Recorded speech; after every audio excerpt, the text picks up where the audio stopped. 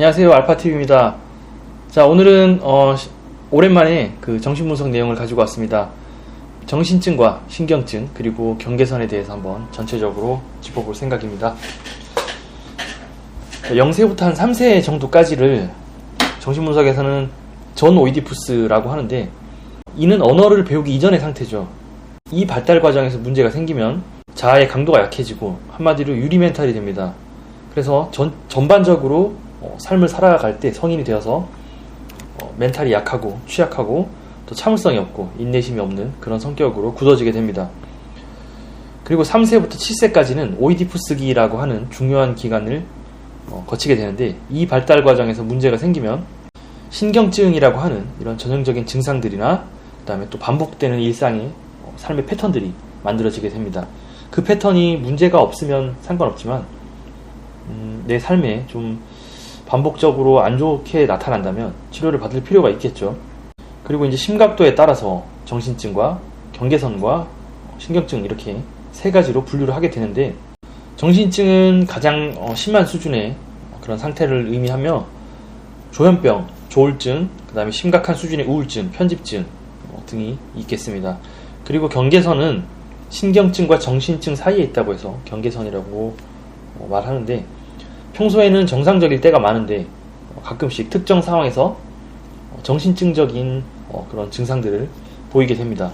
그리고 신경증은 말 그대로 거의 정상 수준의 상태이지만 특정한 증상이나 특정한 반복적인 패턴을 가지고 있으면서 약한 정도의 우울증이나 또 신체 증상, 그다음에 해리 증상, 그다음에 강박 증상, 공포증 증상 이런 것들이 특정 상황에서만 나타나게 됩니다. 그런데 이런 증상만으로 신경증과 정신증을 나누는 것은 조금 위험해 보입니다. 그래서 현실 검증 능력이나 또 이 증상들이 얼마나 강하고 얼마나 지속되는지, 그리고 말할 때 그런 언어 구조나 패턴을 보면은 대략 그 짐작을 할 수가 있거든요. 그런 것들을 종합적으로 한번 살펴볼 필요가 있습니다. 자, 그래서 첫 번째로 전 오이디푸스기에 문제가 없는 상태로 오이디푸스기에만 문제가 생겼을 때 단순히 신경증이 발생할 확률이 높고요. 그리고 전 오이디푸스기에 문제가 약간 있는 상태로 오이디푸스기에도 문제가 생기면 경계선 구조가 형성될 가능성이 높습니다. 그 다음에 전 오이디푸스기에 문제가 심각하면 오이디푸스기에 진입조차 못하겠죠. 혹은 오이디푸스기를 왜곡한 채 지나기 때문에 정신증이 형성될 확률이 높습니다. 그리고 정상인들, 전 오이디푸스기와 오이디푸스기를 문제없이 지난 사람들은 이 성장한 이후에 사춘기나 성인이 돼서 어떤 안 좋은 사건을 겪을 수도 있잖아요. 트라우마. 그럴 때 나타나는 증상, 이런 증상들은 지속기간도 짧고 치료가 수월합니다. 이런 정도의 건강한 사람이면 단순히 일반적인 심리상담이나 인지행동 치료나 이런 현실적인 접근 방법의 치료 방법만으로도 금방 회복할 수가 있습니다. 그리고 이 세 분류에 대해서 약물 치료가 어떻게 의미 있게 적용이 되는지 한번 살펴보겠습니다. 약물 치료를 하는 자는, 신경증자는 그렇게 많지는 않은 것 같아요. 그 심한 신경증자 말고는 일반적인 신경증자들은 웬만해서는 그냥 증상을 참고 살 수 있는 그런 정도가 되거든요. 만약 약을 복용한다고 하더라도 스트레스가 지나가면은 대부분 회복이 되기 때문에 약을 끊는 일이 많습니다. 그리고 대부분 오랜 기간, 장기간 또 그리고 강한 약 효과를 발휘하는 그런 약들을 복용하시는 분들은, 만성화된 분들은 전 오이디푸스기 문제가 있을 가능성이 굉장히 높아요. 그래서 이럴 때 주의해야 될 게, 이제 퇴행을 해서 전 오이디푸스기로 내려가 있는 건지, 일시적으로 내려가 있는 건지, 아니면 아예 전 오이디푸스기 고착 때문에 거기서 걸려서 넘어서지를 못하는 상태로 계속 그렇게 있는 건지, 이렇게 구분을 잘 할 필요가 있습니다. 그리고 정신증, 경계선, 심각한 수준의 신경증자, 이렇게 세 분류가 약을 장기적으로 복용하는 경우가 되게 많은데, 여기서 주목할 만한 점은 신경증자나 경계선자라 하더라도 그 정도가 약한 사람은 약을 복용하지 않고도 잘 지내는 사람이 많습니다. 그래서 적응적으로 지내고 있는 분들이 꽤나 많기 때문에 정신증이나 경계선을 갖고 있다고 해서 그 사람이 병자이거나 정신병이 있다고 판단할 수는 없습니다. 그것도 반대로 또 심지어 정상인인데도 현실적인 문제 때문에 그걸 실제 신경증이라고 하거든요. 실제적인 신경증. 현재 건강 문제나 뭐 스트레스가 좀 과도해서 일시적으로 심리적인 문제가 발생했을 때는 뭐 이런 분들도 약물을 복용하기도 하잖아요. 그래서 크게 약물을 가지고는 이런 약물의 복용 여부와 뭐 기간이나 약물의 강도나 이런 거에 따라서 그 사람의 심리적인 그 레벨을 가늠할 수는 없습니다. 자, 그리고 다음으로 치료 방법 및 상담 기법에 대해서 한번 이야기를 해보겠습니다. 이 전오이디푸스기적 문제가 있는 분들에 대해서는 버텨주는 상담 기법이 중요합니다. 그래서 공감하고 지지하는 심리치료를 진행을 하고요. 그리고 이때는 전오이디푸스기에는 억압이라는 방어기제가 아직 발달하지 않았기 때문에 스트레스 상황에서는 분열, 부인, 해리, 그리고 투사 이런 즉각적으로 스트레스를 바로 처리할 수 있는 방어기제들을 많이 사용하는데, 이러한 방어기제들을 원시적 방어기제라고 합니다. 정신분석의 유명한 책이 있습니다. 이 낸시 맥 윌리엄스의 정신분석적 진단이라는 책에서 보면은 이렇게 고급 방어기제가 부재한 상태로 원시적인 방어기제를 더 많이 가동할 경우에 정신병적이게 되고 정신병리가 발생한다고 하는데요. 그래서 이제 그 다음 단계로 넘어가지 못한 거죠. 원시적 방어기제를 계속 사용함으로써 생각도 단순해지고 깊지 못하고 이런 성향들이 나타나게 되는데, 근데 또 반대로 좋게 말하자면 이분들이 아이 같고 순수하고 그런 성향이 있다고도 표현할 수 있겠습니다. 자, 그리고 오이디푸스 문제는 전오이디푸스기와는 다르게 오이디푸스기 문제는 억압된 무의식의 내용에 대한 통찰적 치료를 진행합니다. 그래서 오이디푸스기는 억압기제가 발달을 하는 시기거든요. 그래서 이제 원시적 방어기제를 내려놓고 억압을 사용한다든지 승화를 한다든지 해서 사회성이 길러지고 타인들을 위해서 적절히 양보할 수도 있고 나의 욕구를 통제할 수 있는 능력이 시작되는 그런 단계입니다. 이때는 언어를 배우고 나서부터 이제 오이디푸스기가 시작이 되는데, 이 오이디푸스기에는 언어를 배우기 시작했기 때문에 기억 능력도 이제 발달하게 됩니다. 그래서 우리가 옛날 기억을 떠올려 본다면 아마 최초 기억이 보통 아무리 빨라봐야 3살, 4살 정도일 겁니다. 그래서 이때부터는 트라우마나 충격적인 사건들이 기억에 평생 남고 억압이 될 수 있으니 주의를 하셔야겠고요. 자, 그럼 경계선자나 정신증자는 어떻게 치료가 되느냐 하면 우선 경계선자는 먼저 이 전오이디푸스기적 문제를 먼저 다뤄야 됩니다. 그래서 상담 초기에는 대상관계적인 상담 치료 기법을 통해서 진행하고, 이 과정에서는 주로 이제 공감을 많이 하고 정서적으로 소통을 하면서 신뢰관계를 돈독히 하고 과거를 아주 안전하게 천천히 탐색하는 작업을 합니다. 이때 뭐 직면이라든지 통찰 이런 거는 절대 나타나서는 안 되는 치료 기법이고요. 그냥 감정으로 부드럽게 이야기를 들어주듯이 소통을 하면서 투사적 동의시나 역전이에 말려들지 않게 잘 버텨주는 게 가장 중요합니다.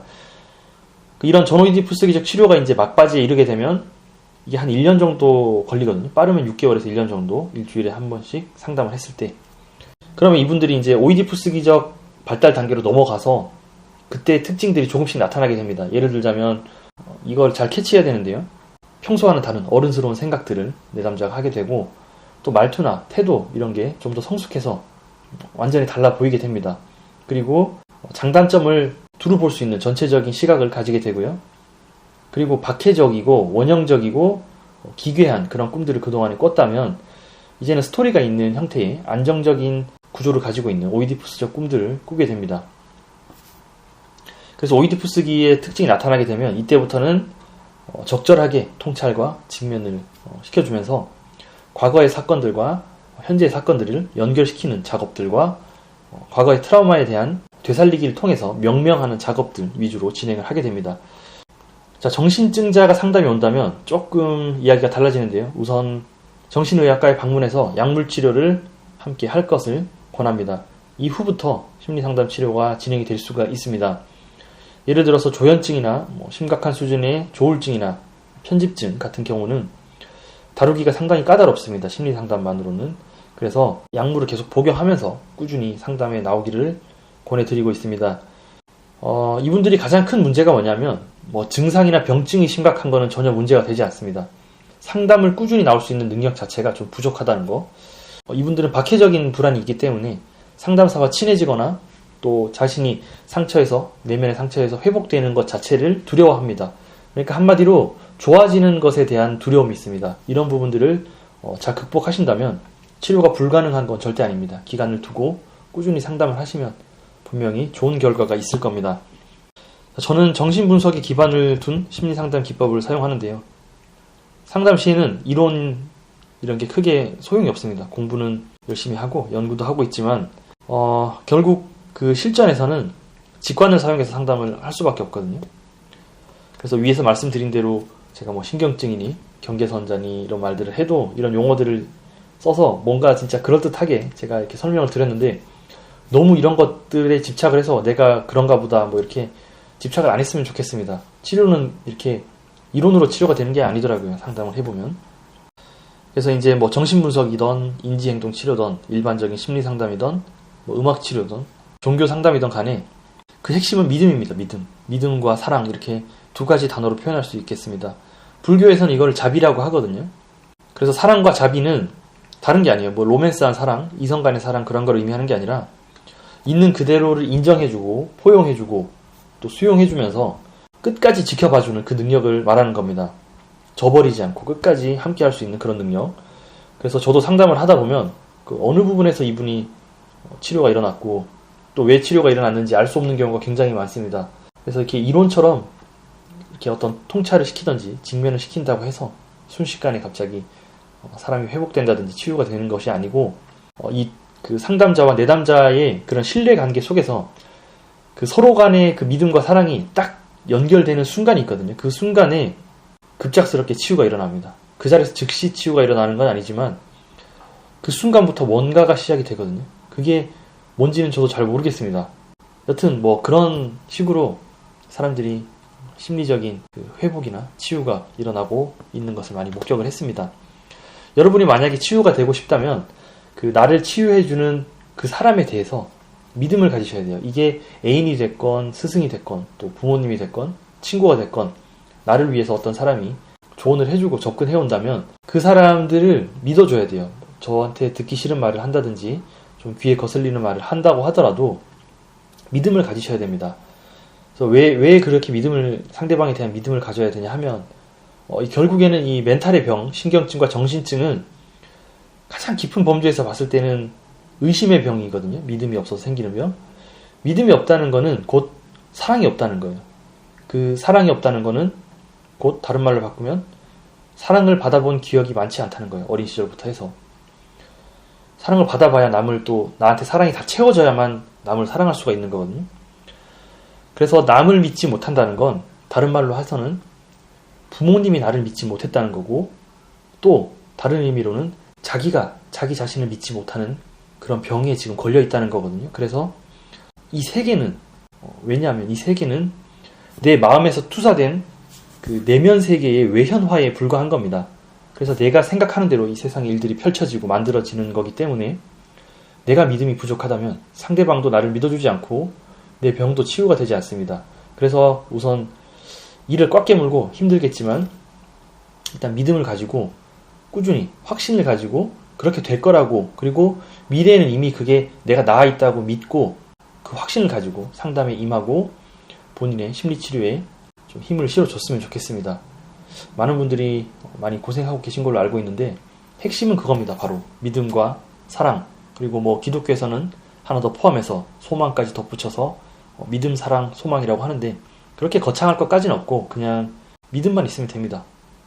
이 부분 확신을 가지시고 또 오늘 하루 열심히 극복해내시기 바랍니다. 오늘은 여기까지 하겠습니다. 감사합니다. 다음 시간에 또 뵙겠습니다.